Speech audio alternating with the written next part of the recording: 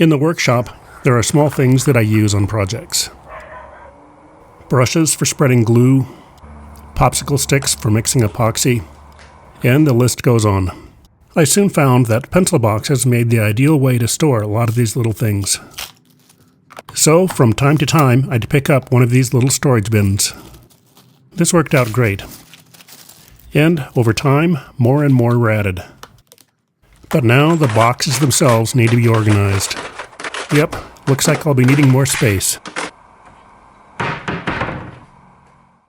So finally, here's the plan. I'll make a storage shelf that is 27 inches wide by 12 inches high. The material will be white shelf material from a local box store.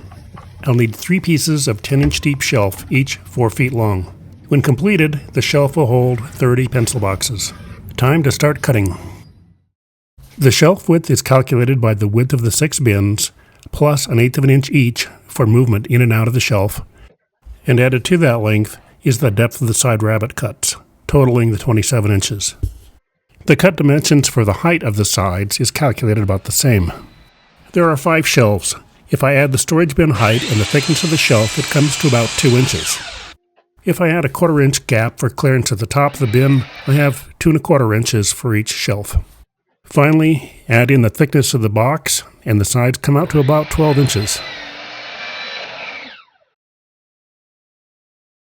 Shelves are installed into shallow dado cuts. To cut these dados, I use a flat tooth saw blade. For me, this is an easy way to sneak up on the kind of fit that I'm after. Cutting the shelf dados is just a matter of setting the fence and running all the pieces through.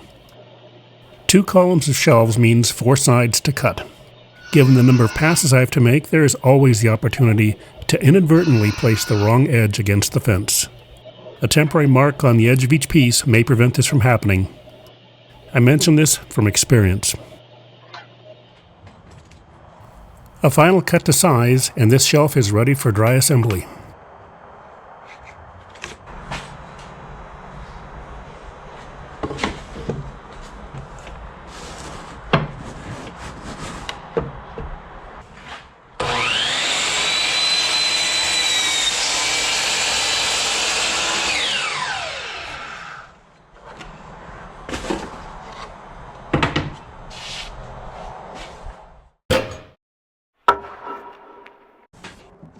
In dry assembly, the shelf essentially holds itself together.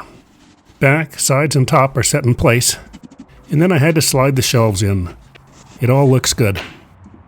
Now to break down all the pieces and prepare for glue up.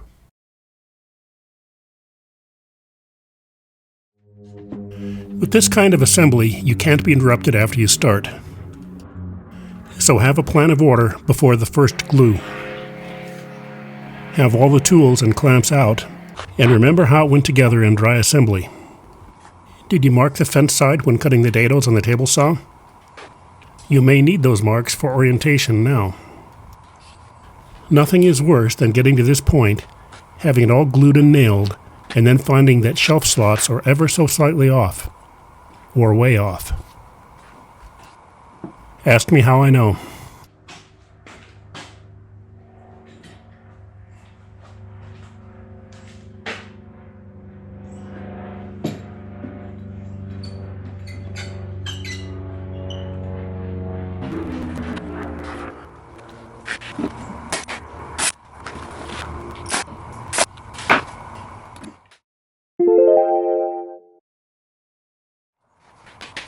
This is my 3rd project where I'm using a mounting cleat.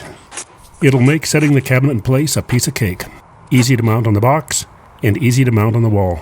And that's it, ready to just set in place.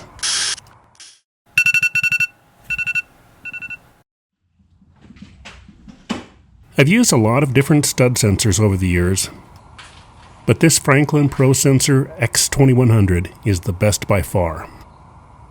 I'd already marked out the mounting height, so with the studs now marked, I installed the lower mounting cleat. 2 screws were sufficient here.